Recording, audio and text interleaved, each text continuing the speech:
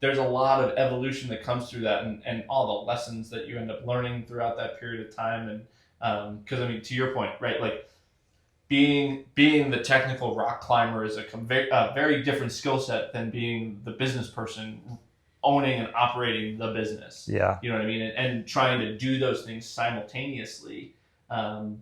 A lot of people get tripped up on it, right? Like entrepreneurship is not easy. Yeah, I would say like I was the owner operator until like 2 years ago. Right, exactly. I would be out in the field doing every trip, and I would be like, I need help for this trip, but I like don't need help for all these other ones until 2 years ago. And now it's more of like me running a guide service, which is a different mentality than me just running every single trip I could, right? Yeah. Which, it has its benefits. Like I love being in the field. I love rock climbing. That's like why I started it. But also I can't work 26 days in July. Like that's not sustainable. Yeah. And so how many people do you employ now? I have three guides, one sort of part-time, and I have an intern this year. Cool. Yeah. Awesome. So we're a little bit smaller than we were last year, Yeah. which is good. We just had too many guides and not enough work. Yeah.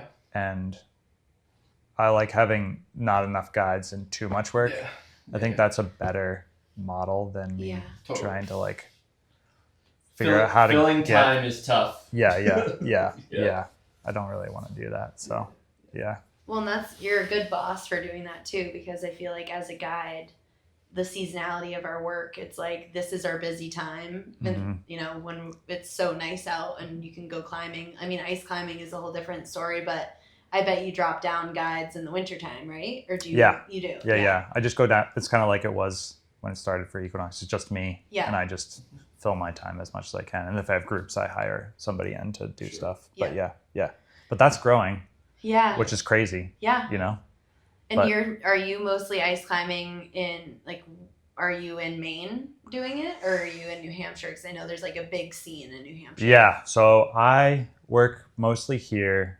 I try to get people to come here. Yeah. Because I live here. Yeah. And the ice climbing is great. And people should come to Camden and go ice climbing because it's cool.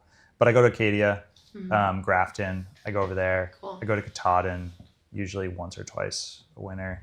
Yeah. And then New Hampshire, I work a bunch of ice festivals. So New Hampshire has their big ice festival. Yeah. Vermont, I worked that ice festival. And then I worked the New York ice festival, the Adirondacks one. Yeah.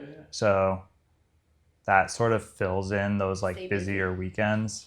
It's cool to meet people, and like ice climbing is such a niche thing that when you all get together to hang out and talk about ice climbing, it's like kind of cool, whereas other sports don't necessarily have that. Whitewater kayaking, I would say, has sort of that. Like, well, and like you're looking at like, okay, climbing already one portion, and then you're like, and then ice climbing, smaller portion, and you're like, when we get together, we nerd out.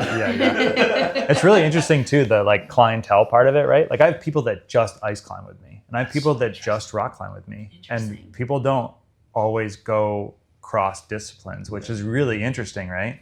Yeah, and I would say ice climbing is even more of like, people are more likely to hire a guide for ice climbing than they are for rock climbing, just because it's such a technical, and the gear is so crazy that you just can't just go out and buy